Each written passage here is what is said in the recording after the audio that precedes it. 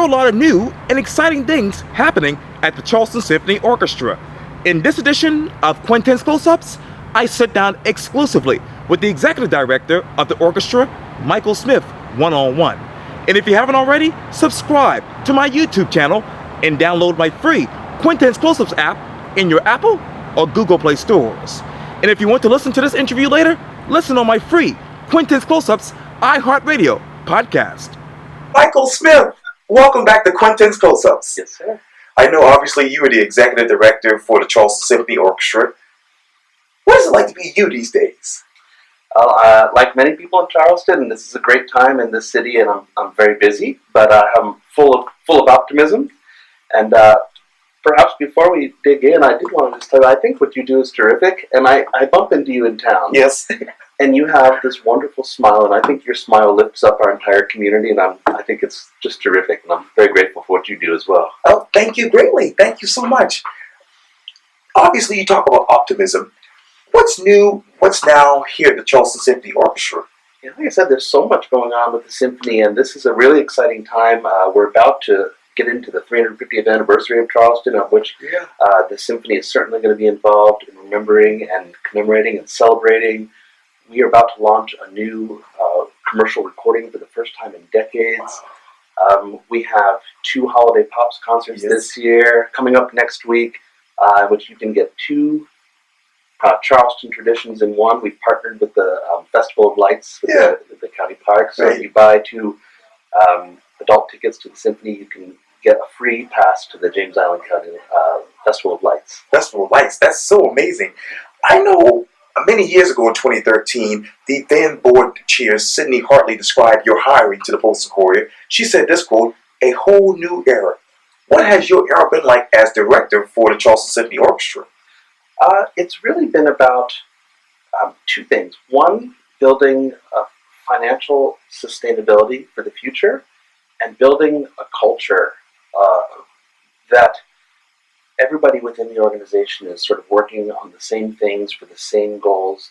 And I have a fundamental belief that classical music has the ability to move every single human being, and I want this orchestra to be for our entire city, and I'm really working hard on making that happen. And making that happen. You talk about finances. The Postal Courier wrote this in an article on November 25th, 2013, before you took over as director. It says this quote, "The symphony still is on a road to recovery after the collapse in 2010. It was forced to shut down operations mid-season due to financial and contractual problems. Today, it is back in the black and attracting attention with creative programming, community outreach, and at the time they were searching for a new director, which obviously is a music director. Yes. You are the new director now and have been for the past 9 years. Where is the orchestra financially in your mind?" So I've been doing my current job for 6 years now. So as you mentioned, we're 9 years with operating surpluses, which in our industry and in this country is actually something I'm quite proud of. We've built a foundation financially. We've got good financial controls in place. Sure. Everybody in the organization understands where we are. But I think now that we've built a foundation, now what can we do? I think we have an opportunity to do something incredibly special with this orchestra in this city with that foundation. Sure. And that's where I am right now. It's, okay, we've got this platform. What are we going to do with it? And that's what brings me to work every day and gets me excited, is that we do have that stability now. That stability now. Obviously, I talked about community outreach in that particular article. How is outreach with the community in your mind right now?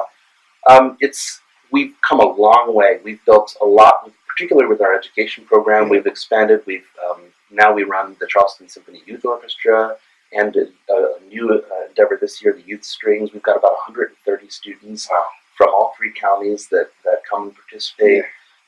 This week we're performing Handel's Messiah at 3 churches around town, but also with the AME Church around the corner from here, Community Messiah. And so this is something that I mentioned just a few moments ago. We now, with sort of the financial stability we talked about, I want to go back to my fundamental belief that every single human being can be moved by classical music, and now I have the platform to get out there much more than we have in the past. And so we just completed a strategic plan. So we talk about being busy. Strategic planning is a lot of work. But with that stability, that's what I want to do. I want to bring classical music to every single citizen of our community, and that's what I'm really excited about. That's amazing. And let me stay on music because obviously Yuri Becker said this about you to the Post Inquiry in 2013. He said this quote, Michael cares deeply about the orchestra and he cares deeply about the musicians. Having him in this role will make him a very strong liaison to the musicians. He understands what musicians need. What do musicians really need right now in your mind? It's really interesting to hear these quotes from the past because it's so long ago now. Oh, but no, it's good for me to reflect on that. The musicians need to know that the organization and the community have their backs and understand what they do for a living. And it's unique. It's very highly specialized, highly skilled. The amount of time and effort oftentimes is not matched by the financial reward. And so they need to be treated like professionals. And they need to feel like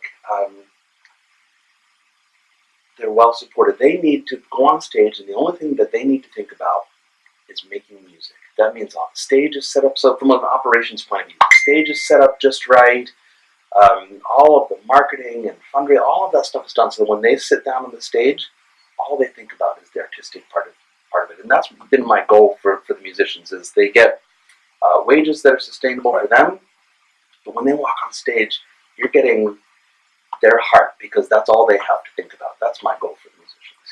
And you talk about obviously your goal. What is it like for you? Because I went back to another part of the Post Inquiry article from 2013, and obviously it says this, you said this too, you said this quote, when I took the operations job, I wanted to learn the business of it. Now there are so many amazing opportunities ahead for this organization, I just want to see them through. How many opportunities have you been able to see under your leadership? There's been countless, certainly around our education program. I mentioned taking on the youth symphony. Yes. We have this recording which coming out next year. We're recording it this year. It's going to be 2 live recordings, one from our first Masterworks, one from our second, and it's by local Charleston composer Edward Hart, who's the chair of the music faculty at College of Charleston. So Yes. it's a very Charleston-centric celebration recording about Charleston and about South Carolina. Recording is something that's actually really challenging to do. It can be prohibitively expensive. So we're really excited to launch a commercial project that celebrates this orchestra, what we've achieved, but it's about Charleston. So it really makes a lot of sense. So things like that, projects like that have been really exciting to be a part of. Exactly right. What does Charleston mean to you? Charleston has become home. I moved down here from New York City, Yeah. and I was very much a city boy. And for the first couple of years, I kept going back to New York. I'm raising my family here now. I have 2 children, 15 and 8. I have started to really appreciate Charleston, Charlestonians, the natural beauty. I have been fishing with my son, things that I would never do back home. So when I think of Charleston, I think of home now. Home now. And you talk obviously about music throughout this interview. What is the future of music in your mind? The future of music is you have a lot of, and I'll speak just about classical music because the industry is so broad, right? But the future of classical music, I think, it is one of the world's greatest art forms.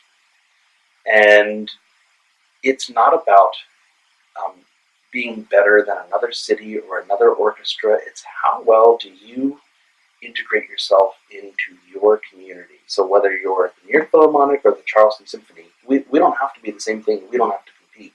It's not like a sports team where we're competing cities. We need to be the best we can be for the residents of Charleston, South Carolina.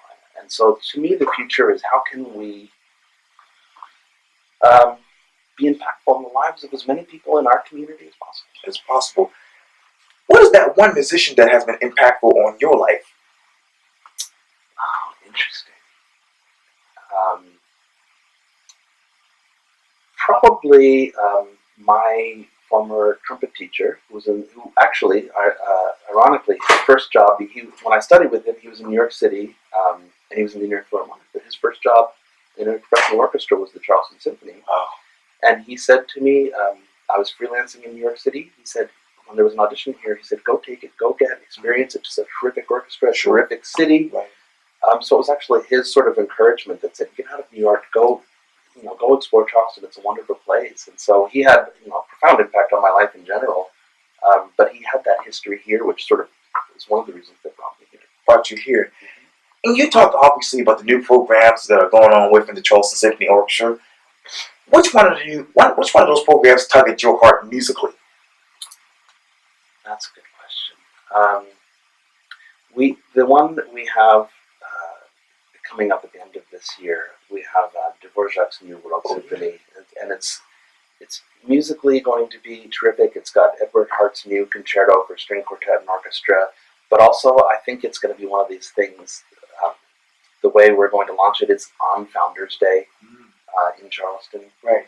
I think if anything can tie our community together, I believe music can be that thing. So I'm very excited to see that happen. That is exciting. Very exciting to hear. Well, Michael Smith, thank you so much for your time. And again, welcome back to Quintin's Close-Ups. It's a pleasure to be here with you. Thank you. Likewise. Thank you. Yes, sir.